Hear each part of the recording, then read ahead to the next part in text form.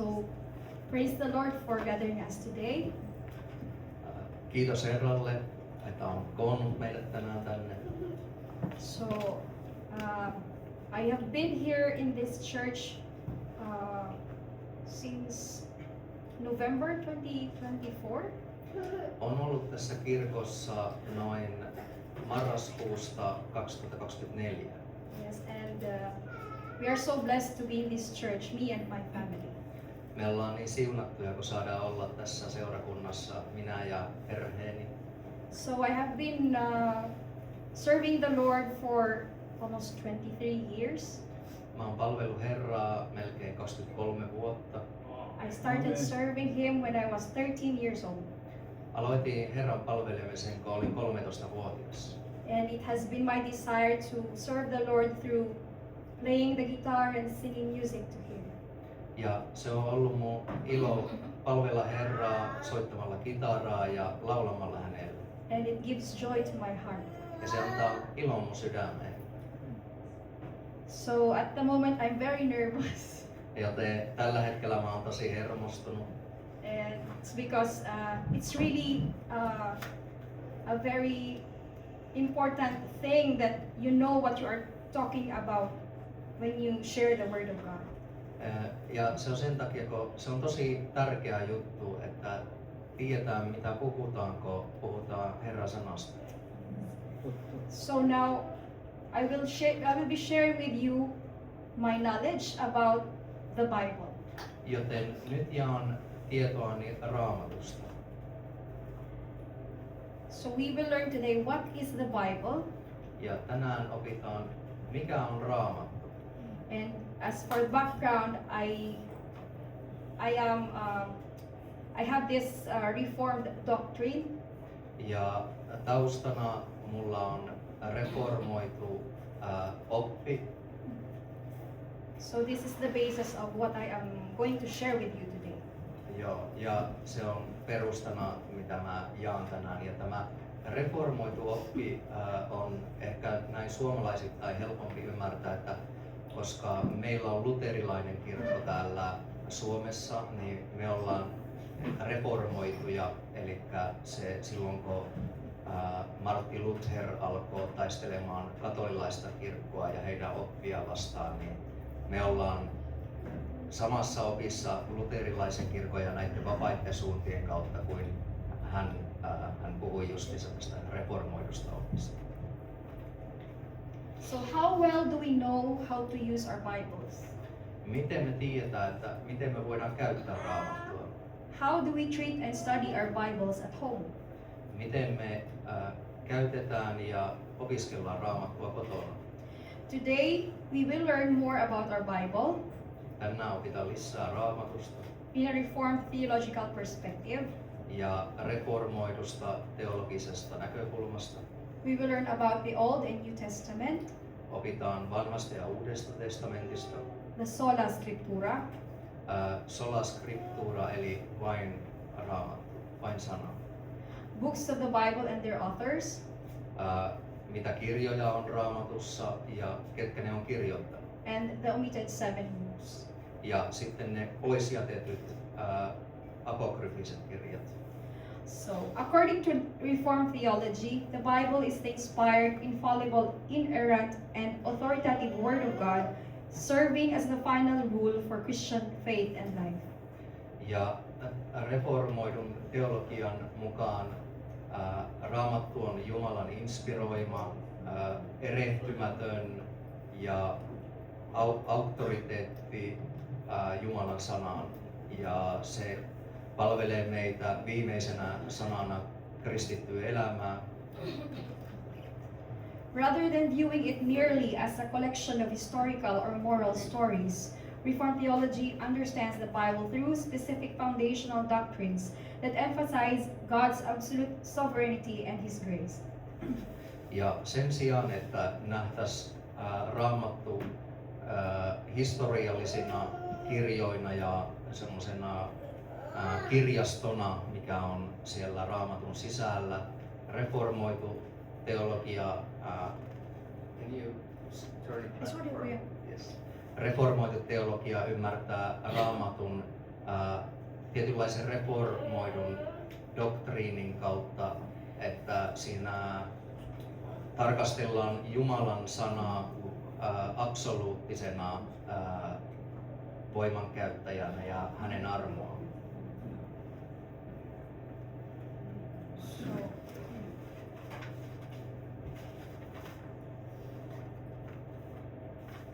the library scripture, the 66 books, it's Ja, a, ja tässä on, tää on niinku kirjasto kirjoituksista, 66 kirjaa.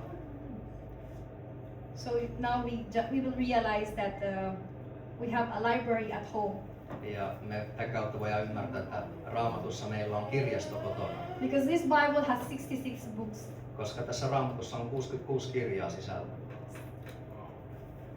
So approximately 40 different people wrote the Bible over a span of roughly 1,500 years. The Old Testament, written by around 32 different human authors, including prophets, kings, and leaders like Moses, David, Solomon, and Isaiah. Ja noin arviolta 40 eri ihmistä on Raamatun kirjoja kirjoittanut 1500 vuoden aikana.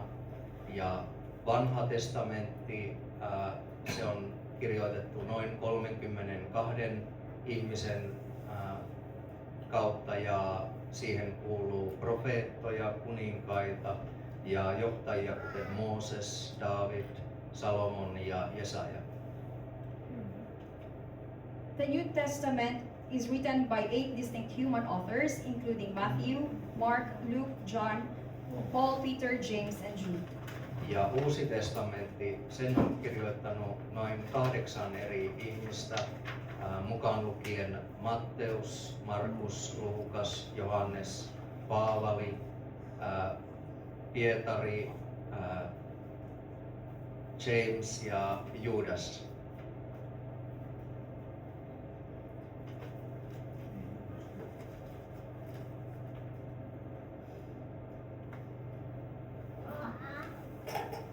I think I cannot share to you the Excel list of those books and the authors. But then, And let's- if did you transfer the Yeah. file there? Okay, we can find it. Just a moment. I'll assist. let's see that. Did you move it to the desktop? No, Kuya, it's still in the flash drive. Here. And No problem.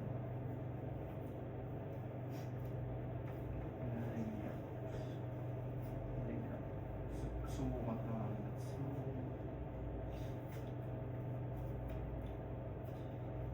let's skip the Old Testament. Suomalaisen. Oh yeah. Old Testament. Yes, Here. Is it good zoom? yes, good. Maybe you need to Yeah. scroll it down. Yeah. in some Thank you. way. Siinä on vaan kaikki. Noin. Hei kaveri. Eihän siellä mitään Juudas kirjoittanut mitään raamattua. Se ei ollut se Juudas pettäjä, vaan se oli tuo Jeesuksen puoliveli Juudas. Joo, kyllä oli. Joo. Joo, sitä on arvioitu, että hän on ollut mukana siinä. Aha. Joo.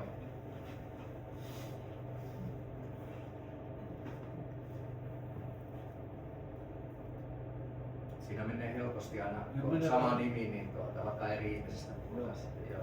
Joo, veli.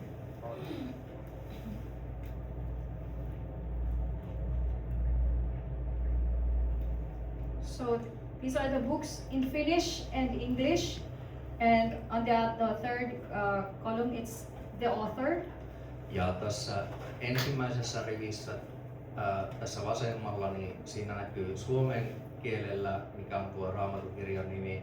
Sitten tuossa keskellä näkyy englanniksi se Raamatukirjan nimi. Ja oikeassa reunassa näkyy sitten, että kuka on se arvioitu kirjoittaja, sen kirjan kirjoittaja.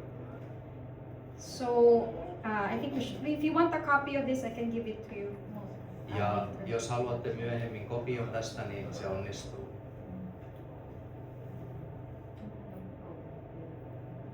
Joo, se on kyllä muistakin.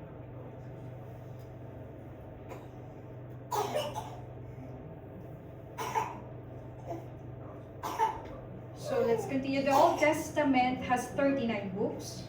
Ja vanhassa testamentissa on 39 kirjaa. It's originally written mostly in Hebrew. Ja se on kirjoitettu pääosin alun perin hebreaksi. It lays the foundation of creation, the entrance of sin, and God's covenant promises to send the Savior.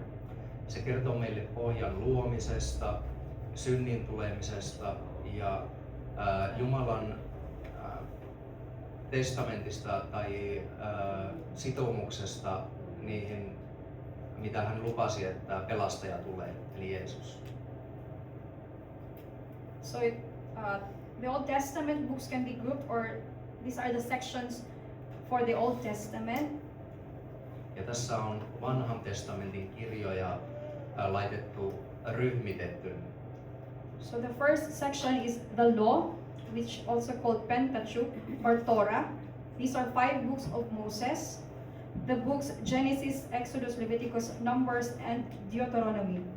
The content, it contains creation, the fall of man, the call of Abraham, the exodus from Egypt, and the giving of the 10 Commandments. So in the Reformed lens, the law reveals God's perfect holy standards. It acts as a mirror to show our sin and drive us to Christ for salvation. It can be found in Galatians chapter 3, verse 24. Ja tämä ensimmäinen ryhmä näistä vanhan testamentin kirjoista on ryhmä nimeltä Laki, ja sitä kutsutaan myös Pentateukiksi ja Tooraksi, ja siinä on 5 kirjaa. Ja ne 5 kirjaa on nämä Mooseksen 5 kirjaa, joilla Raamattu vanha testamentti alkaa, ja se sisältää luomisen, ihmisen kaatumisen syntiin, ja sitten Abrahamin kutsun ja sen poistumisen Egyptistä ja sitten 10 käskyn antamisen. Ja tämän reformoidun näkökulman mukaan laki paljastaa Jumalan täydellisen pyhän standardin, ja se toimii meille niin kuin peilinä, joka näyttää meidän syntisyyden ja ohjaa meidät Jeesuksen Kristuksen luo pelastusta varten. Ja siitä voidaan lukea Galatalaiskirjeestä luvusta 3 ja jakeesta 24. The second section of the Old Testament is the history. It is the 12 books from Joshua to Esther. It contains Israel entering the Promised Land, the rise and fall of King David's dynasty, Israel's rebellion, exile to Babylon, and the return to Jerusalem. The Reformed lens, this section proves God's absolute sovereignty over human history. Even when Israel is unfaithful, God faithfully preserves a remnant to ensure Jesus' lineage remains intact. Ja toinen vanhan testamentin kirjojen ryhmä on historia, ja siihen kuuluu 12 kirjaa. Ja ne kirjat on Joosua, Tuomarit, Ruut ja 1. ja 2. Samuelin kirja, 1. ja 2. Kuninkaiden kirja, 1. ja 2. Kroniikat, Esra, Nehemia ja Esteri.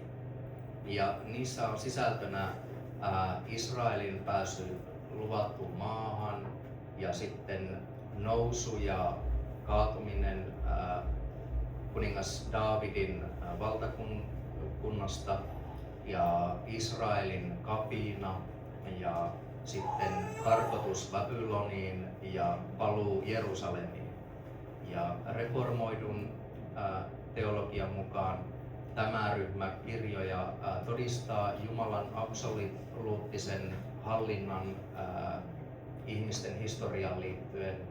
Ja vaikka Israel onkin sitten rikkoi Jumalaa vastaan, niin Jumala kumminkin uskollisesti pitää hengissä osan israelilaisista, että Jeesuksen tämä verilinja säilyisi. Amen. Next section, the third one, is the poetry and wisdom literature. It has 5 books from Job to Song of Solomon. It contains songs of worship, prayers for times of suffering, practical wisdom for daily life, and reflections on the meaning of existence. This section shows how theology moves from the mind to the heart. It provides believers with a language to pray, mourn, and trust in God's providence during trials. Ja sitten mennään kolmanteen ryhmään, vanhan testamentin kirjoja, ja siihen kuuluu 5 kirjaa. Ja ne on Jobin kirja, psalmit, nyt sananlasku, sananlasku, Ecclesias, korkein-veisu ja sitten Salomonin laulu. Tai se Salomonin laulu on se Korkea-veisu. Joo. Se on tuolla. Ei ole se. Mä voin tarkistaa äkkiä tuo Ecclesiastes. Odottaa hetkinen. Katsotaanpa mikä, en vielä aina muista, että mikä tuo käännös on. Ecclesiastes ja katsotaanpa suomeksi sitten. Saarnaajan kirja Ecclesiastes. Ja nämä kirjat sisältää ylistyslauluja ja rukouksia kärsimyksen ajalle ja semmoista maanläheistä viisautta päivittäiseen elämään ja sitten hieman ajatuksia, mikä on meidän olemassaolon merkitys. Ja tämä reformoidun teologian kautta tämä osio näyttää, että teologia liikkuu mielestä sydämeen ja se antaa uskoville semmoisen kielen, miten rukoilla, miten surra ja miten luottaa Jumalaan semmoisissa vaikeissa tilanteissa.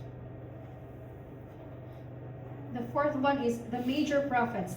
It has 5 books from Isaiah, Jeremiah, Lamentations, Ezekiel, and Daniel. Note that major refers strictly to the length of the books, not their importance. The content is heavy warnings of judgment against sin, combined with explicit, detailed prophecies about the coming Messiah, his birth, suffering, and global reign. Ja sitten on suuret profeetat ryhmä, johon kuuluu 5 kirjaa vanhasta testamentista.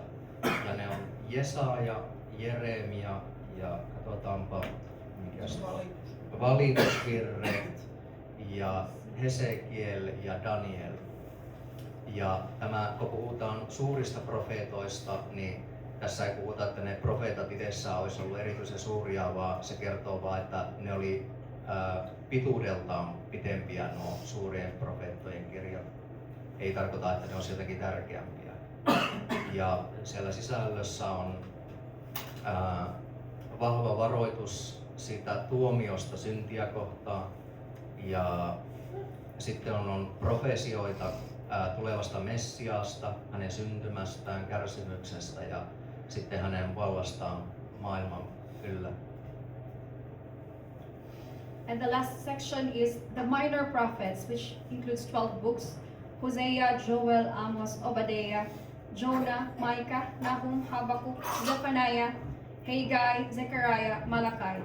It contains these are shorter books calling Israel to repent of spiritual adultery and to look forward to the day of the Lord and the ultimate fulfillment of the covenant.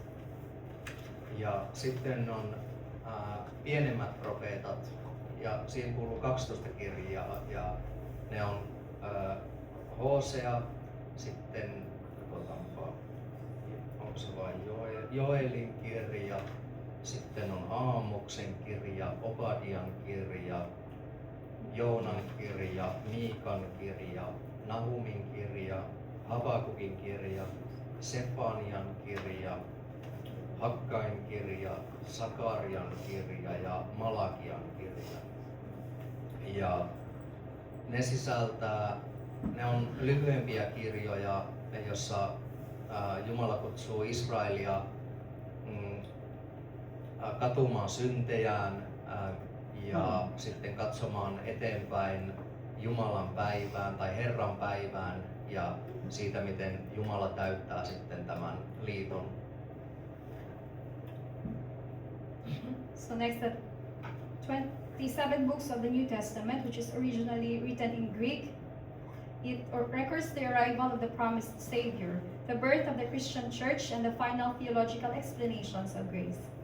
Ja sitten on Uusi testamentti, 27 kirjaa, ja se oli alun perin kirjoitettu kreikaksi, ja se kertoo luvatun vapahtajan saapumisen ja sitten miten kristitty kirkko syntyi ja sitten teologiset selitykset armolle. So it has also sections. The first section is the Gospels. It consists 4 books from Matthew, then Mark, Luke, and John. It contains the life, ministry, death, resurrection, and ascension of Jesus Christ. The Gospels show Christ fulfilling the covenant of works on our behalf by living a perfectly sinless life and taking our punishment on the cross. Ja sitten ensimmäinen osio Uudessa testamentissa, siihen kuuluu 4 kirjaa, Matteus, Markus, Luukas ja Johannes. Ja ne sisältää Jeesuksen elämän, hänen palvelutehtävänsä, kuoleman, ylösnousemuksen, henkiin heräämisen ja ylösnousemuksen. Ja sitten reformoidun näkökulman mukaan nämä Matteus, Markus ja Luukas näyttää, miten Kristus täyttää sen Jumalan lupaaman liiton ja sitten miten hän meidän puolesta elää täydellisen synnittömän elämän ja ottaa sen synnin rangaistuksen ristillä meidän puolesta. So if you want to know more about Jesus, these are the books we can start to read. Ja joten jos haluat tietää enemmän Jeesuksesta, niin sitten kannattaa aloittaa Matteuksesta, Markuksesta, Luukaksesta ja Johanneksesta. And the next section is the New Testament history. It's only one book, Acts of the Apostles. The descent of the Holy Spirit, the birth of the elderly church, and the rapid expansion of the gospel from Jerusalem to Rome contains in this book. It demonstrates that the Holy Spirit sovereignly applies salvation to both Jews and Gentiles, building Christ's church exactly as promised. Ja seuraava ryhmä Uudesta testamentista on historia. Ja siihen kuuluu 1 kirja ja se on tuo apostolien teot. Ja apostolien teoissa kerrotaan Pyhän Hengen vuodatus ja miten alkukirkko syntyi ja miten ilosanoma sitten levisi nopeasti Jerusalemista Roomaan. Ja reformoidun näkökulman mukaan se kertoo, miten Pyhä Henki antaa pelastuksen molemmille juutalaisille ja sitten pakanoille ja miten Kristuksen kirkko alettiin rakentamaan niin kuin luvattiin. So the third section is the epistles or letters. It consists of 21 books from Romans to Jude. So it contains letters written by the apostles, primarily Paul, to local churches and pastors. The Reformed lens, the epistles provide the deep systematic theology of the Christian faith. They explicitly define key doctrines like justification by faith alone, election, sanctification, and church leadership. Ja sitten on 3. ryhmä Uudesta testamentista ja ne on kirjeet tai epistolat. Ja siihen kuuluu 21 kirjaa. Ja ne kirjat on kirjeet roomalaisille, ensimmäinen ja toinen kirje korinttilaisille, kirje galatalaisille, kirje efesolaisille, kirje filippiläisille ja kirje kolossalaisille, ensimmäinen ja toinen kirje tessalonikalaisille, ensimmäinen ja toinen Timoteuksen kirje, sitten on Tiituksen kirje, Filemon, hebrealaiset, pitääpä katsoa tuo, että tarkistaa, että mikäs tuo Hebrews, on se kirje hebrealaisille ja sitten James,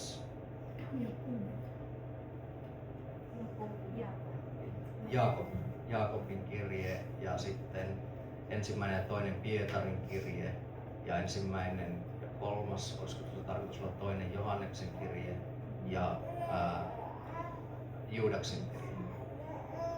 Sitten ne sisältää apostolien kirjoituksia, pääasiassa Paavalin kirjoituksia paikallisille kirkoille ja pastoreille.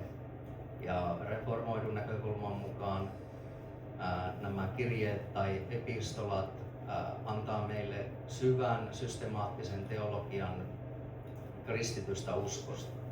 Ja ne kertoo nämä ydinjutut kristitystä uskosta, kuten että pelastutaan uskon kautta pelkästään ja miten pyhitytään ja sitten kirkon johtojutuista. And the last section is the prophecy or the apocalyptic literature.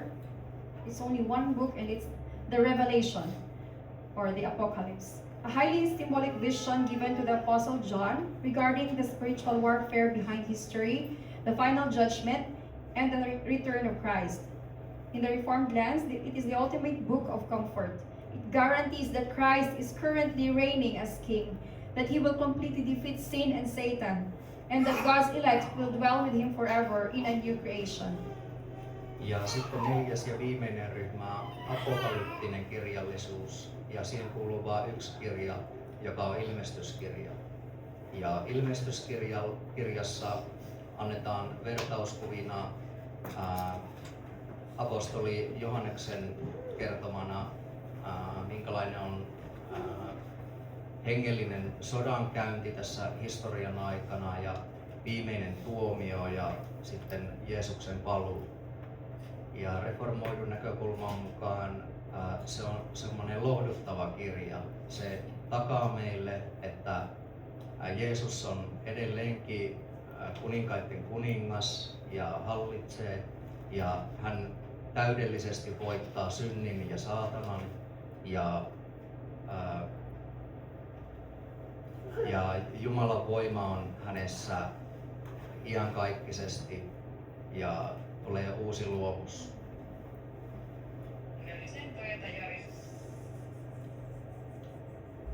So now those are the books of our Bible, and the Roman Catholic Bible has 72 books, and they have the 7 other books included in their Bible. Ja tuossa äsken käytiin nuo kaikki kirjat, mitä on tässä meidän reformoidussa Raamatussa mukana. Ja sitten on myös apokryfikirjat, 7 poisjätettyä kirjaa, joita katoliset vielä viettää katolisessa Raamatussa, joten heillä on 73 kirjaa yhteensä. Ja yleensä me reformoidut protestantit puhutaan näistä apokryfikirjoina, joka voi tarkoittaa piiloitettua tai ei-aitoa. Ja roomalaiskatoliset kutsuu näitä kirjoja deuterokanonisiksi kirjoiksi, jotka tarkoittaa toista kanonia. So it's not our intention to criticize them or blame them or to make their image bad, but this is just for our learning, so we could understand why we have 66 books. Ja tässä ei ole tarkoitus mitenkään syyttää tai häväistä roomalaiskatolisia, mutta oppimisen takia, että tiedetään miksi on jätetty meidän Raamatussa nuo 7 kirjaa pois, niin käydään nämä läpi.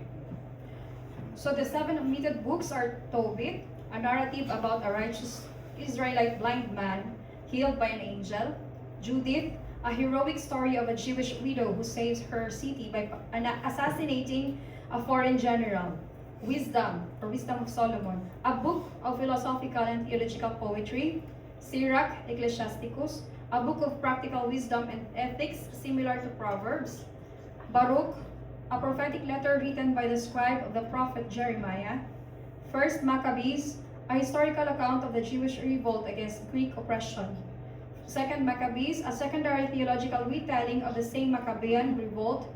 And note that the Catholic Bible also includes longer versions of the books of Esther and Daniel, such as the stories of Susanna and Bel and the dragon. Ja tässä on nämä 7 poisjätettyä kirjaa ja Vanhan testamentin apokryfisia kirjoja ovat ensimmäinen ja toinen Makkabealaiskirja, Juditin, Tobiaan, Siirakin, Viisauden ja Barukin kirjat sekä kaanonista puuttuvat katkelmat Danielin ja Esterin kirjasta sekä aikakirjoista. So why did Protestants omit them during the Reformation? So during the Protestant Reformation in the 16th century, Martin Luther and other reformers evaluated these books and removed them from the primary biblical canon for three specific reasons. Ja miksi nämä protestanttiset kirkot sitten jätti pois nämä 7 kirjaa? Ja silloin kun oli protestanttilainen reformaatio 16. vuosisadalla, Martin Luther ja jotkut muut reformaatikot, ne arvioi näitä kirjoja ja poisti ne tuosta Raamatun kaanonista 3 pääsyystä. Ne ei ollut osa hebrealaista raamattua. Jeesus ei koskaan puhunut näistä kirjoista. Ja sitten siellä oli semmoisia teologisia ristikkäisyyksiä. A primary distinctive of Reformed theology is sola scriptura, or scripture alone, or the Bible alone. Chapter 1, section 3 of the Westminster Confession of Faith explicitly declares, the books commonly called Apocrypha, not being of divine inspiration, are no part of the canon of the Scripture, and therefore are of no authority in the Church of God, nor to be any otherwise approved or made use of than other human writings. Ja yksi pääkohta tässä reformoidussa teologiassa, eli mikä on täällä Suomessa pääosin, niin on sola scriptura, joka tarkoittaa kirjoitukset yksinään. Ja luvussa 1, osiossa 3 Westminsterin uskontunnustuksessa sanotaan näin.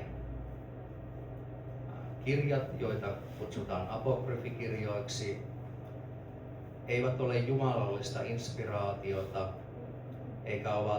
eivätkä ole osa Raamatun kaanonia, ja siksi niillä ei ole valtaa Jumalan kirkkoon, ja niitä ei pitäisi muutenkaan hyväksyä tai käyttää muuta kuin ihmisten tekeminä kirjoituksina.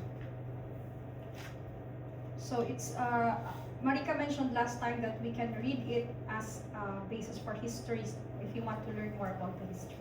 Joo, ja viime kerralla kun puhuttiin näistä apokryfikirjoista tässä seurakunnassa, niin pastori Marika meinasi, että ne voi olla semmoista ihan mielenkiintoista niin historiallista lukemista, mutta niitä ei kannata ajatella Jumalan sanana. So why Reformed theology rejects the Apocrypha as inspired scripture?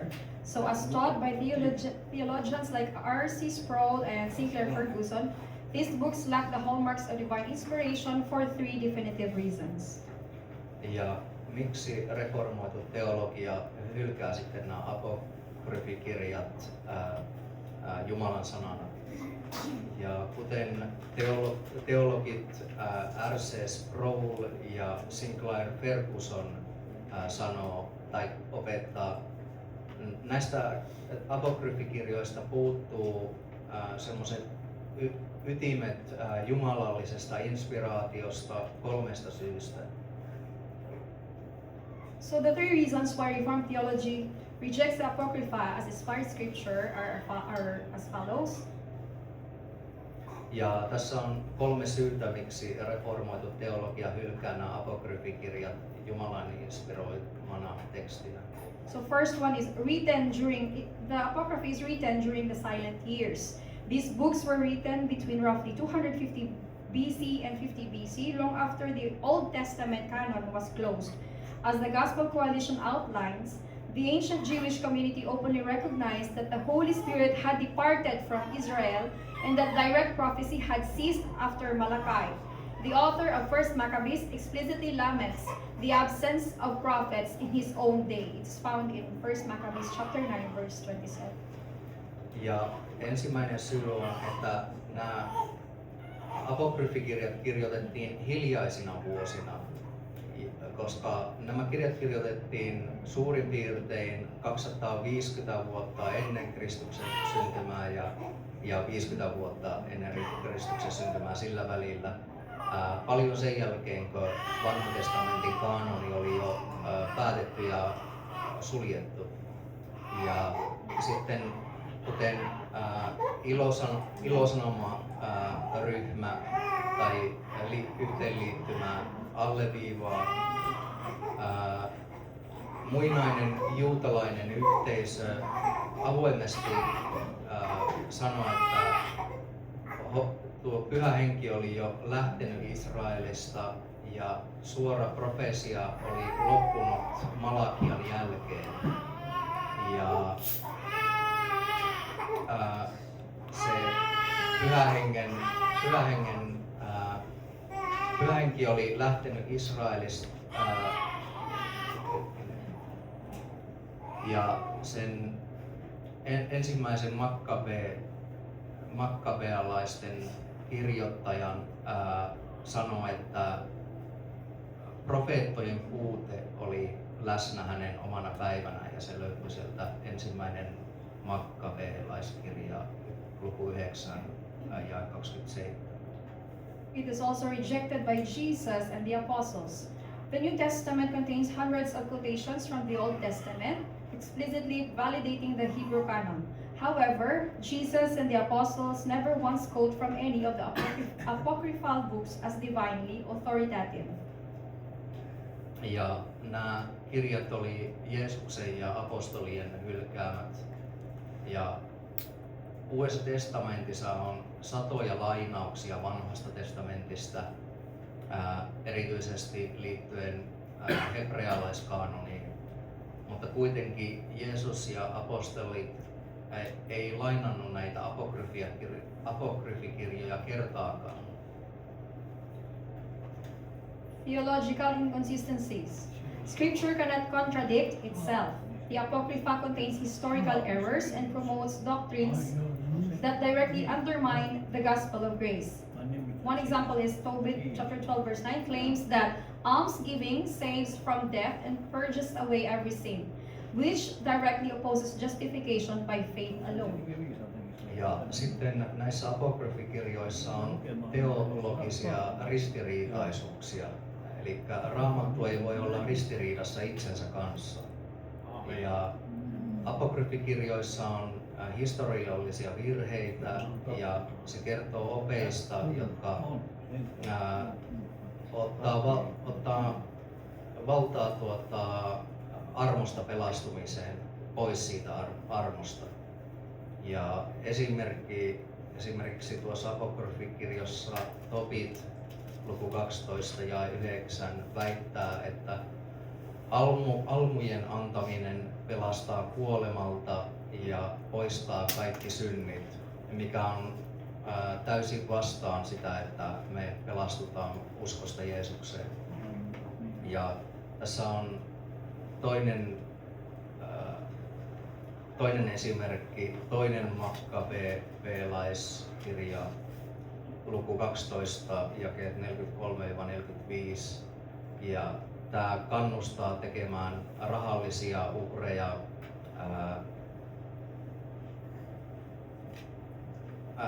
poistaakseen synnin, ja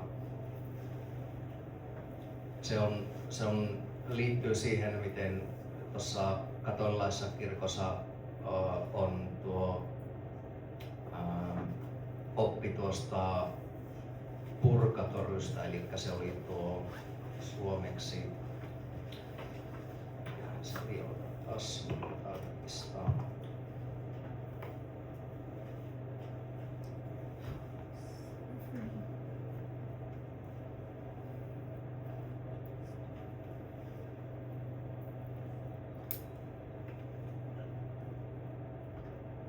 Kiirastuli oppi, joten me ei hyväksytä sitä oppia.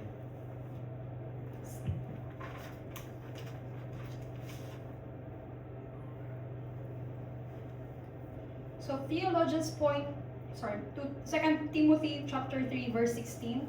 Let's take also the 17 to emphasize that all scripture is breathed out by God. meaning the Holy Spirit supernaturally guided each human writer to ensure the text perfectly conveys His words and making the entire 66 book library a completely unified revelation. 2 Timothy chapter 3 verse 16 to 17. All scripture is God-breathed and is useful for teaching, rebuking, correcting, and training in righteousness, so that the servant of God may be thoroughly equipped for every good work. Ja otetaan tuosta pari jaetta toisesta kirjasta Timoteokselle luvusta 3 ja jakeet 16 ja 17. Jokainen pyhä Jumalan hengestä syntynyt kirjoitus on hyödyllinen opetukseksi, nuhteeksi, ojennukseksi ja kasvatukseksi Jumalan tahdonmukaiseen elämään. Näin Jumalan ihmisestä tulee täydellinen ja kaikkeen hyvään kykenevä. So now we will learn about the sola scriptura. There are 5 sola principles. These are the 5 sola principles of the Reformation. The sola gratia, or salvation by grace alone. Sola fide, through faith alone. Solus Christus, in Christ alone. Soli Deo gloria to God, to the glory of God alone. Sola scriptura, scripture alone is our highest authority. Ja mennään tähän sola scriptura periaatteeseen, ja se on suomeksi yksin kirjoituksista tai raamattu periaate, ja se on protestanttisen uskonpuhdistuksen perusperiaate.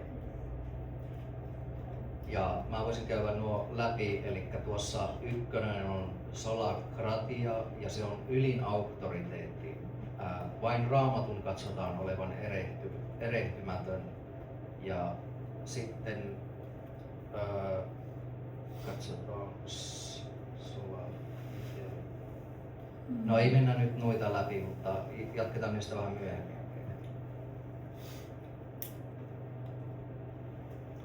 The Reformed view of Scripture is anchored in 2 specific principles from the Protestant Reformation. The sola scriptura, or Scripture alone.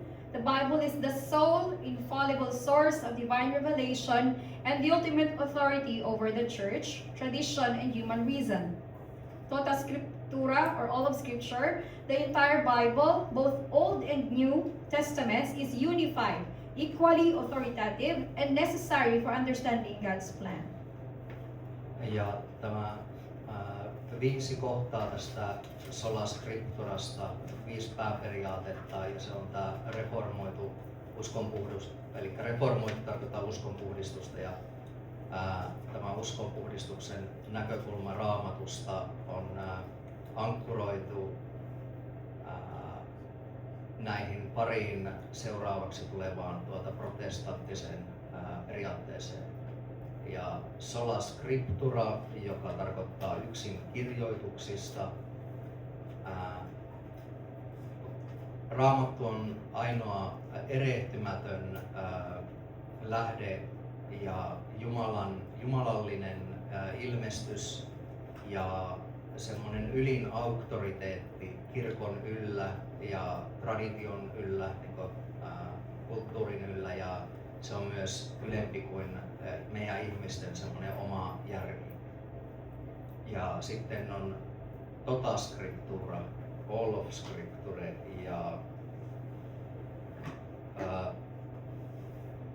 ja se tarkoittaa, että pitää ottaa huomioon koko Raamattu, myöskin Vanha testamentti ja Uusi testamentti, että ne on semmoinen yhteinen, yhdistynyt asia, mikä pitää ymmärtää kokonaisuutena, ja ne on yhtä tärkeitä, Vanha ja Uusi testamentti, että ymmärretään tätä Jumalan suunnitelmaa. So first point, Scripture is divinely inspired and sufficient. The primary verse used to support the sola scriptura states that the Bible is read out by God and contains everything needed to equip a believer. We have just read that 2 Timothy chapter 3 verse 16 to 17. Ja tässä ensimmäinen kohta on, että Raamatun kirjoitukset on jumalallisesti inspiroituja ja ne on tarpeeksi meille uskoville. Ja tässä pääidea on tässä sola scripturassa, että Raamattu on Jumalan ulos henkäisemä ja siinä on kaikki mitä uskova tarvitsee elämässä. Ja me äsken luettiinkin tuo toinen Timoteus kirje luku 3 jakeet 16-17. Second one, God's word is the ultimate standards of truth.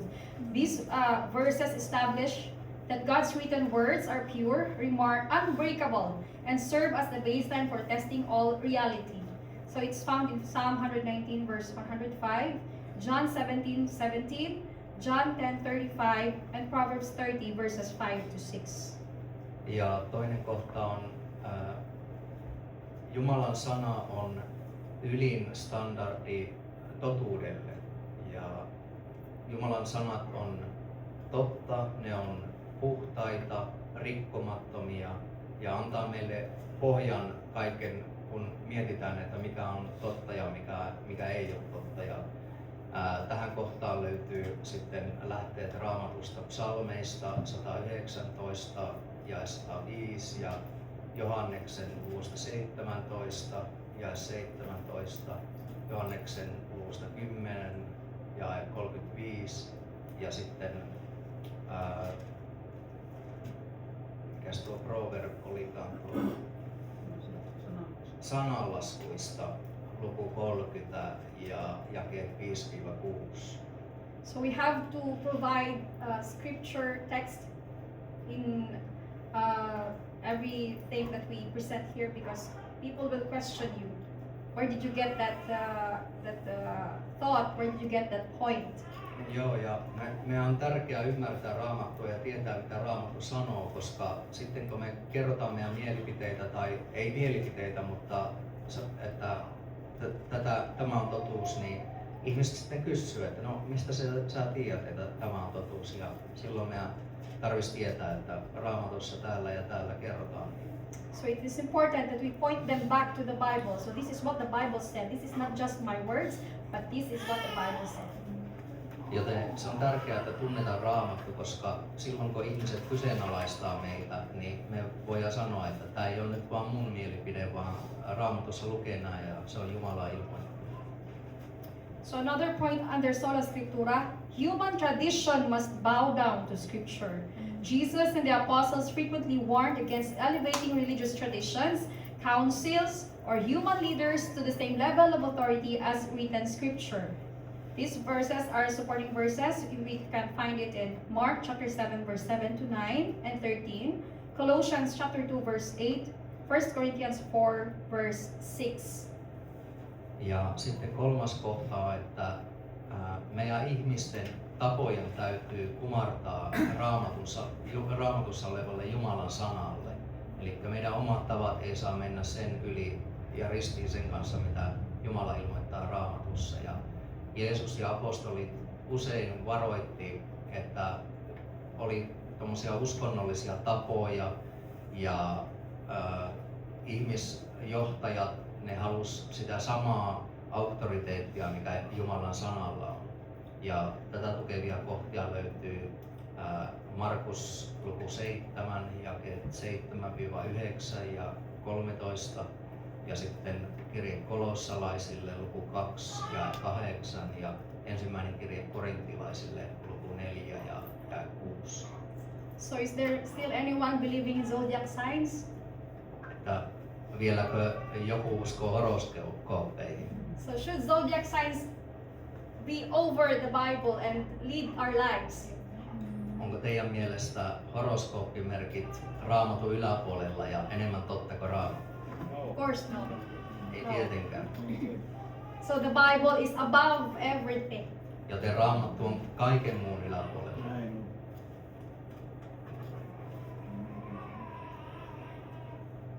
Next one, the duty to test all teachings by Scripture.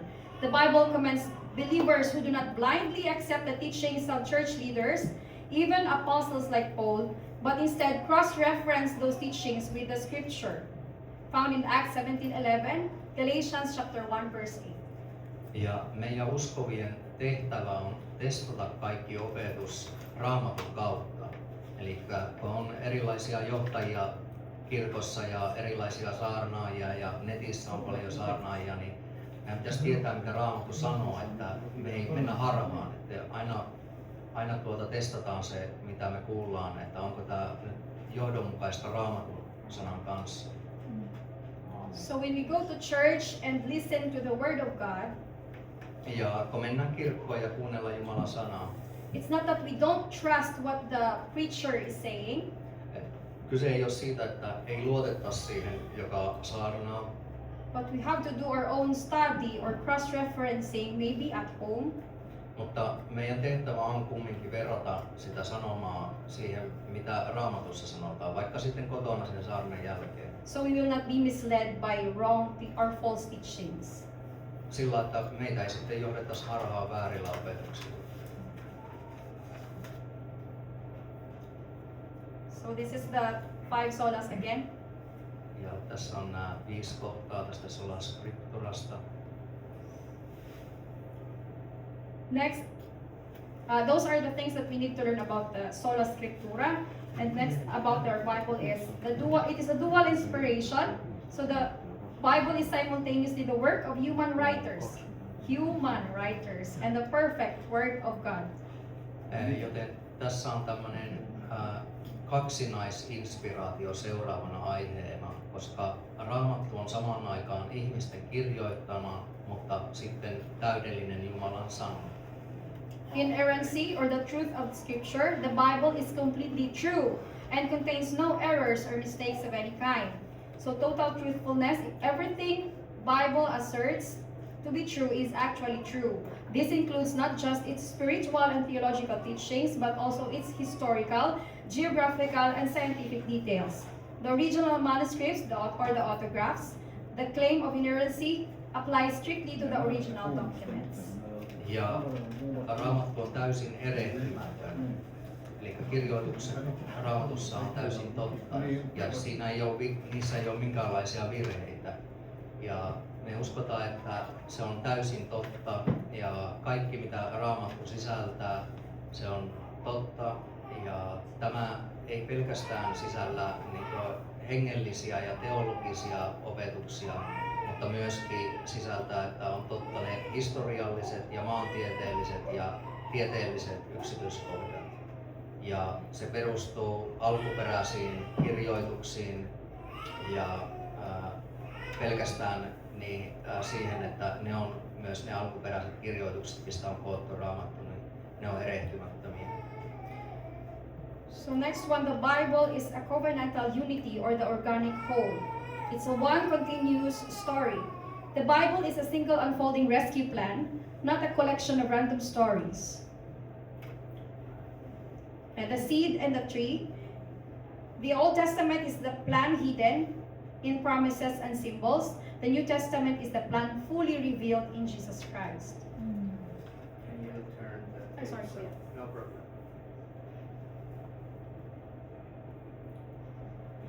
Ja Raamattu on kokonaisuus ja Jumalan liitto meidän kanssa. Ja se on yksi jatkuva tarina ja se on pelastustarina meille ihmisille, ei vain kokoelma erilaisia tarinoita. Ja sitten siemen ja puu. Vanhassa testamentissa on Jumalan suunnitelma kuin piilotettu lupauksiin ja symboleihin ja sitten Uudessa testamentissa se Jumalan suunnitelma tulee täydellisesti esille Jeesuksessa Kristuksessa. So this is just an illustration. Have you observed that the Old Testament shows representation of Jesus Christ just like this? The Lamb, the bread of life, the source of living water, and the pillar. Ja tässä on tämmöinen kuva, mikä auttaa meitä ymmärtää Vanhan testamentin näitä kuvauksia siitä Jeesuksen tulemisesta. Eli on uhrilammas, sitten on elämän leipä ja elävän veden lähde ja parantaja. So as we mentioned earlier, that the Old Testament is a plan hidden in promises and symbols. It's like the seed. And the New Testament is the plan fully revealed in Jesus Christ as the tree, as illustration. Ja tässä on kuvaus, jossa verrataan siementä ja puuta vanhaan ja uuteen testamenttiin. Mutta vanha testamentti on kuin tuo siemen, jossa on se lupaus ja symboliikka siitä, mitä tulee olemaan. Ja pienessä siemenessä on lupaus siitä, että siitä kasvaa suuri puu. Ja Uudessa testamentissa me nähdään se suuri puu Jeesuksessa, Kristuksessa. Next one. The Bible is Christus-centric focus, and we have the main character. It should be Jesus-centered. The main character is Jesus as the ultimate focus of the entire Bible. So the Old Testament hints or points at him and promises that he is coming, and the New Testament shows him arriving and explains his work. Ja meillä pitäisi olla tämmöinen kristuskeskeinen näkökulma, että hän on se päähenkilö koko Raamatun sanomassa. Ja Vanhassa testamentissa on vihjeitä siitä Jeesuksen tulemisesta, ja Uudessa testamentissa sitten nähdään Jeesuksen tuleminen ja selitetään hänen töitään. So this is the illustration. So the Old Testament is pointing to Jesus, and the New Testament is showing, telling about Jesus and his works. Ja tässä on tämmöinen kuva, jossa näytetään, että Vanha testamentti kertoo Jeesuksen tulemisesta ja vihjailee eri tavoin, ja sitten Uusi testamentti sitten näyttää sen toteen, että Jeesus on tullut ja mitä hän teki meidän puolesta. Mm-hmm. The internal testimony of the Holy Spirit. So it's about how we believe. This means that you cannot fully accept or understand the Bible just by using logic or intellectual arguments. While some can analyze the historical facts or literary beauty of the Bible on their own, a person will only truly believe it is the supernatural Word of God if God Himself changes their heart. Ja sitten Pyhän Hengen sisäinen todistus, miten me voidaan uskoa. Ja tämä tarkoittaa sitä, että me ei voida ilman Pyhää Henkeä me ei voida täysin hyväksyä tai ymmärtää Raamattua pelkästään käyttämällä meidän omaa älykkyyttä tai jotakin loogisia argumentteja. Ja joku voikin analysoida Raamattua historian pohjalta tai miten siinä on kaunista kirjallisuutta ja runoja, mutta vain ihminen pystyy oikeasti ymmärtämään Raamatun yliluonnollista sanaa Jumalalta, jos Jumala itse muuttaa tämän ihmisen sydäntä Pyhän Henkensä kautta. Then under this point is the spiritual problem, human blindness to truth. Human minds are naturally closed off or blind to spiritual truths because of sin. No amount of human reasoning, debating, or proof can force someone to genuinely believe the Bible. Ja tässä meillä on hengellinen ongelma, ihmisen sokeus totuudelle. Eli ihmisten mielet on luonnollisesti suljettu tai sokeita hengellisille totuuksille, koska me ollaan syntisiä. Ja mikään määrää meidän päättelyä tai keskustelua tai todistelua ei voi saada ihmistä aidosti uskomaan Raamattua. So these verses, 1 Corinthians 2:14, 2 Corinthians 4 verse 4, and Romans 8 verse 7, they establish that without supernatural help, the human mind is naturally unable to understand or accept the Word of God, viewing it as foolishness. Ja tässä on koottu kolmesta kohtaa tuosta Uudesta testamentista. Ensimmäinen kirje Korinttilaiselle luku 2 ja 14, sitten toinen kirje Korinttilaiselle luku 4 ja 4 ja kirje Roomalaiselle luku 8 ja 7. Ja ne kaikki kertoo tästä, että ihmisen mieli ei voi luonnollisesti ymmärtää tai hyväksyä Jumalan sanaa ilman Pyhää Henkeä, vaan ihminen näkee sen typeryytenä.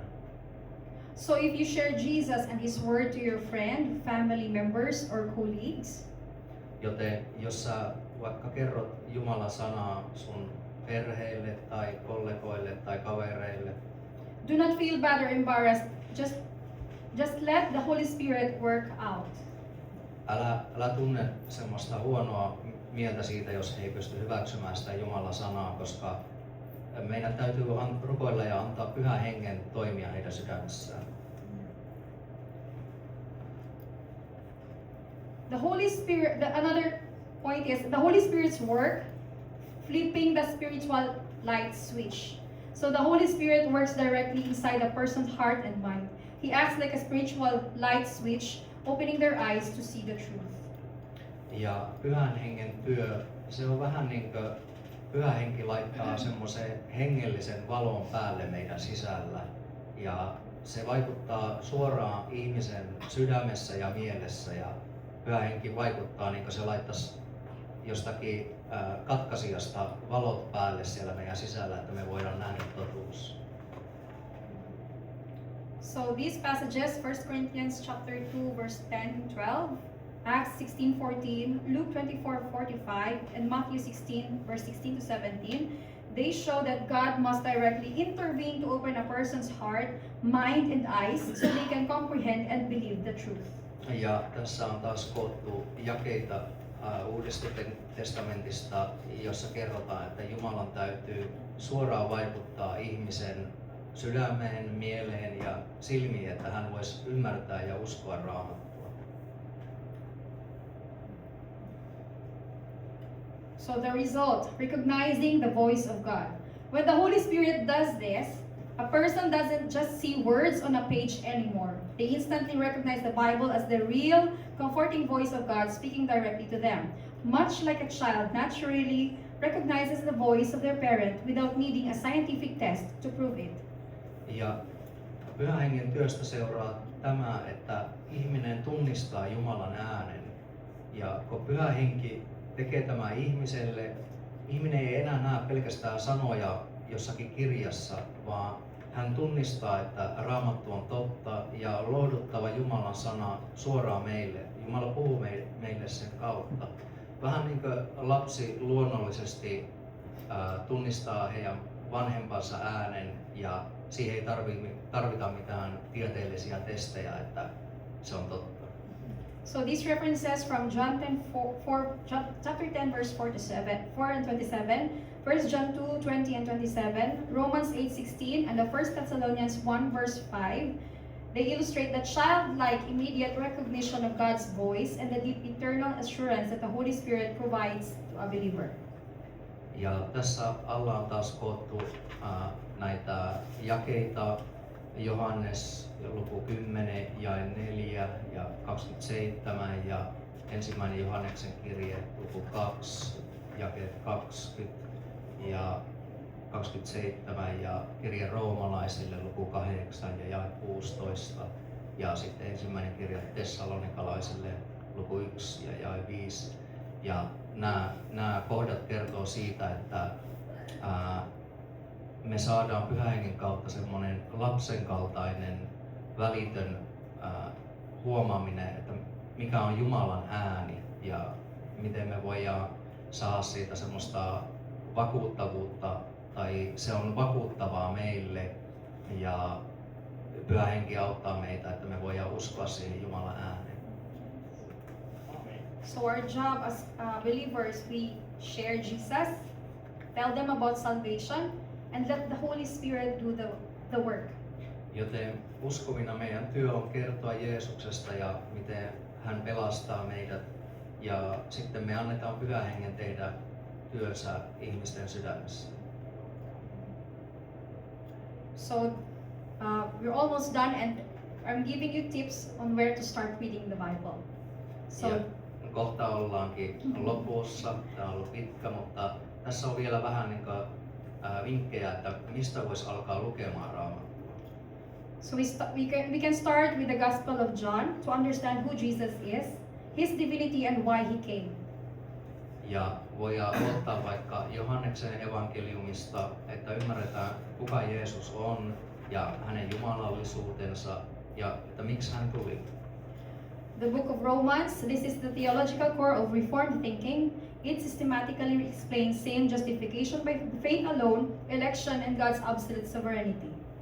Tai sitten seuraava voisi olla kirje roomalaisille ja tässä on niin teologinen ydin, mikä on uskonpuhdistuksen jälkeinen ajattelu ja se systemaattisesti selittää synnin ja sen, miten me pelastutaan vain uskosta ja Jumalan absoluuttinen hallintavalta. The book of Genesis to understand the foundation of creation, the entrance of sin, and the origin of God's covenant promises. Ja ensimmäinen Mooseksen kirja sitten on hyvä seuraavana, koska se selittää, miten kaikki on luotu ja miten synti tuli maailmaan ja minkälaisen liiton ja minkälaisia lupauksia Jumala antaa meille. And the book of Psalms, this is my favorite book of the Bible also, to see how theology turns into deep emotional and practical prayer. Ja sitten psalmit. Ja psalmit, tämä on mun lempikirja Raamatusta ja se näyttää, miten teologia muuttuu syväksi, tunteikkaaksi ja käytännölliseksi rukoukseksi. So I suggest that you have this 30-day beginner's Bible reading plan. Ja mä suosittelen teille tämmöistä 30 päivän kestävää aloittelijoiden raamatun lukusuunnitelmaa. This is in English, but maybe you can translate this in Finnish if you want to. Ja tää on nyt tämä minun tekemä tai minun printtaama suunnitelma, tämä on englanniksi, mutta me voidaan kääntää se suomeksi, jos joku haluaa alkaa sitten Raamattuun tutustua ohjelman kautta. And as you read each day, ask yourself these 3 study questions when you have this reading plan or you are studying the Bible.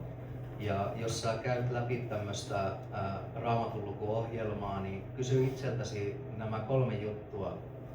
What does this passage reveal about God's holy character and sovereignty? Mitä tämä jae kertoo, tai tämä luku kertoo Jumalan pyhästä persoonasta ja hänen hallintavallastaan? Where am I in this passage, or how does it expose my sin or need for grace? Missä olen menossa tässä luvussa ja miten se paljastaa minun syntisyyteni ja minun tarpeeni armoon? And how does this passage point to Jesus Christ as the mediator? Ja miten tämä kohta Raamatussa sitten osoittaa Jeesuksen Kristuksen mun pelastajana? So it's all about Jesus. Joten kaikki on pääasiassa Jeesuksesta. And let us briefly remember this, that the core Reformed principles for reading the Bible, it's Christocentricity. Christ is the center. So Jesus is the main character of every book. Then Scripture interprets Scripture. So we cannot add any book in the Bible to interpret the Bible. We cannot add anything to the Bible or remove anything from the Bible.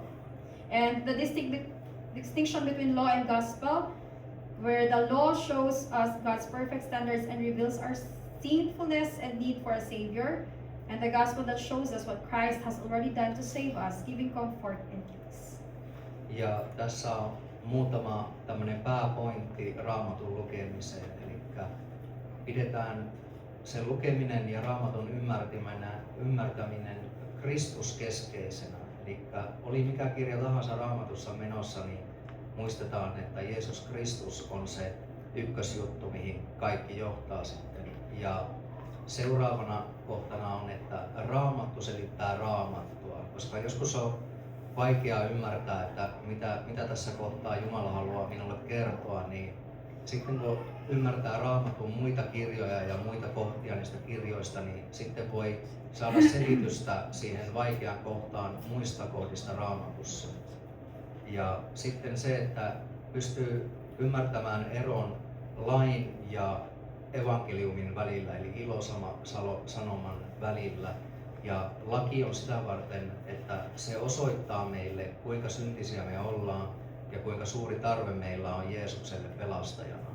Ja sitten taas ilosanoma, evankeliumi näyttää, että mitä Jeesus on jo tehnyt, ja se sitten lohduttaa meitä ja antaa meille rauhan.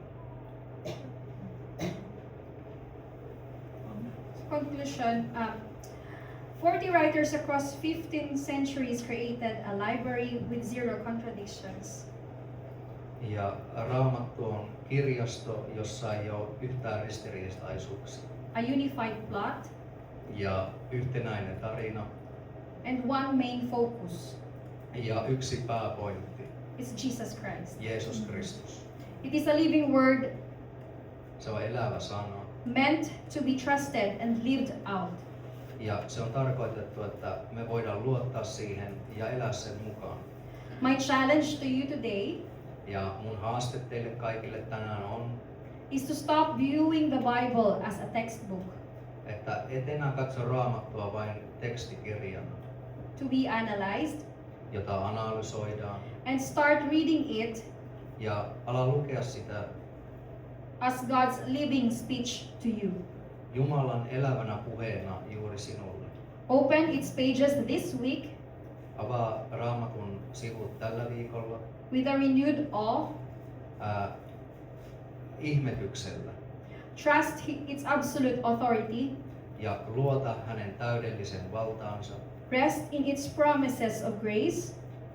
Lepää hänen lupauksistaan armosta And let the reformed view of Scripture help you ja anna tämän uudistetun näkemyksen Raamatusta auttaa sinua, transform the way you know, että muuttuisit miten tiedät asioita, love, miten rakastat and serve Jesus Christ. ja miten palvelet Jeesusta Kristusta. Let us pray. Rukoillaan vielä lopuksi. We thank you, Heavenly Father, Me kiitämme Isä taivaassa for your word today. sinun sanastasi tänään. Thank you for reminding us Kiitos, että muistutat meitä, that your word että sinun sanasi, is the highest authority in our lives. että sinun sanasi on korkein auktoriteetti meidän elämissämme.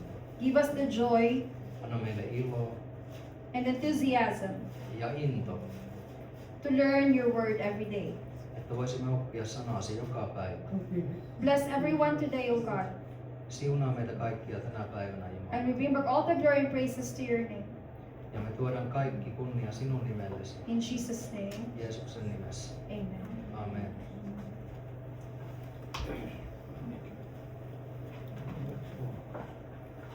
So, as we continue serving our God, let us take the tithes and offerings. Ja jatketaan Jumalan palvelusta seuraavana sitten musiikin ja kolehtin kautta, vapaaehtoisen kolehtin.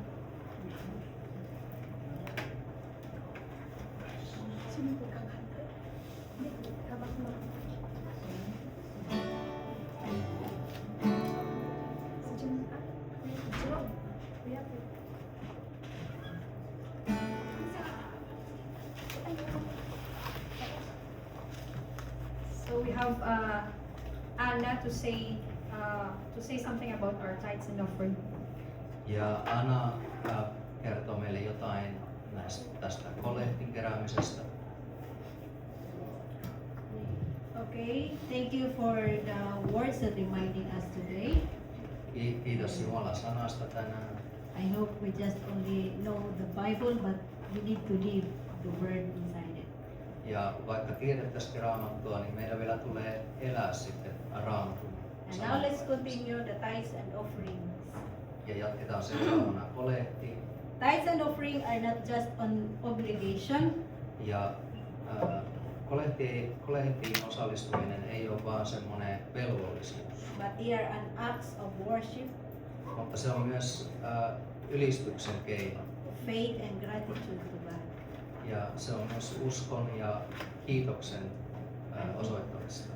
And we do believe that everything that we have comes from God. Ja me uskotaan, että kaikki mitä me saadaan elämässä, se tulee Jumalalta. So God does not need our money Ei Jumala tarvitse meidän rahoja, because He is the author of everything. koska hän omistaa kaiken. But He desires to develop our character. Mutta hän haluaa jalostaa meidän luonnettamme Through giving, antamisen kautta. He teaches us faithfulness and stewardship, Hän opettaa meille kuuliaisuutta, revealing whether we can be trusted in the blessings and resources He has entrusted us. ja hän näyttää, minkä verran meihin voidaan luottaa hänen antamien siunausten kanssa. Our giving reflects our hearts and demonstrates our trust in God's provision. Ja meidän antaminen, se näyttää meidän sydämen tilaa ja meidän luottamusta Jumalaan. And says in Luke chapter 16 verse 10, whoever can be trusted with very little can also be trusted with much. And whoever be dishonest with very little will be also dishonest with much. Oliko se Luke Luke 16 verse 10. 16 Ja luetaan tähän liittyen Luukkaan evankeliumista, joka on vähimmässä luotettava, se on luotettava paljossakin. Ja joka on vähimmässä vilpillinen, se on vilpillinen myös paljossa. Thank you. Kiitos. Amen.